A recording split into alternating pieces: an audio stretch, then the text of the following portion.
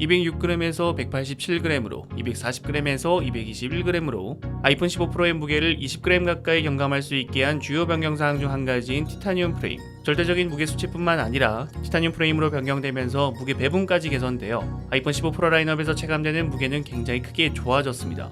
하지만 스테인리스에서 티타늄 프레임으로 변경되면서 한 가지 문제점이 보이는 부분이 있습니다.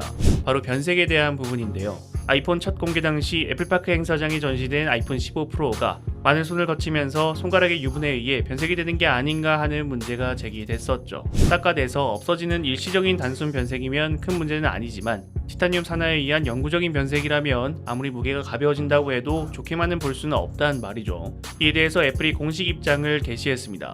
애플은 애플 공식 홈페이지를 통해 공식 지원 문서 중 아이폰 청소하기 문서에서 아이폰 11, 아이폰 12, 아이폰 13, 아이폰 14, 아이폰 15 시리즈까지 아이폰을 청소하는 방법이 기재되어 있는 문단에 아이폰 15 프로와 아이폰 15 프로 맥스에 대한 문구가 추가되었습니다. 추가된 문구는 아이폰 15 프로 및 아이폰 15 프로 맥스의 경우 피부의 유분으로 인해 외부 밴드의 색상이 일시적으로 바뀔 수 있습니다. 부드럽고 약간 물에 적신 보풀없는 천으로 아이폰을 닦으면 원래 모습으로 복원됩니다. 라고 기재했습니다. 유분에 의한 일시적인 변색일 뿐 영구적인 변색은 아니라는 겁니다.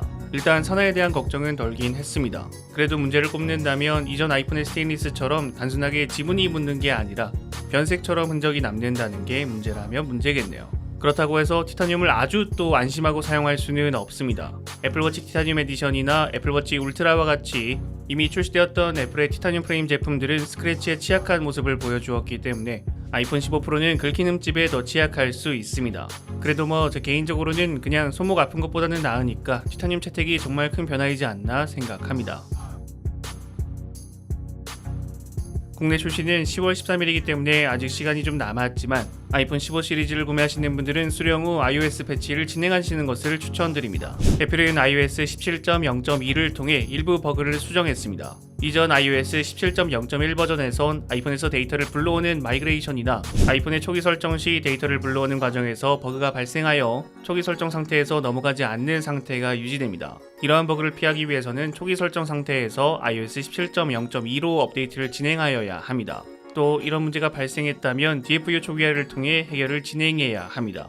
작년 아이폰 14 프로에서도 이런 문제가 발생해서 원데이 패치로 버그가 빠르게 수정되었던 것이 기억나는데 하루 만에 수정돼서 큰 문제는 발생하지 않았지만 2년 연속으로 이런 문제가 발생하네요.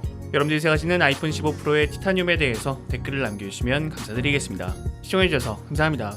지금까지 알디였습니다.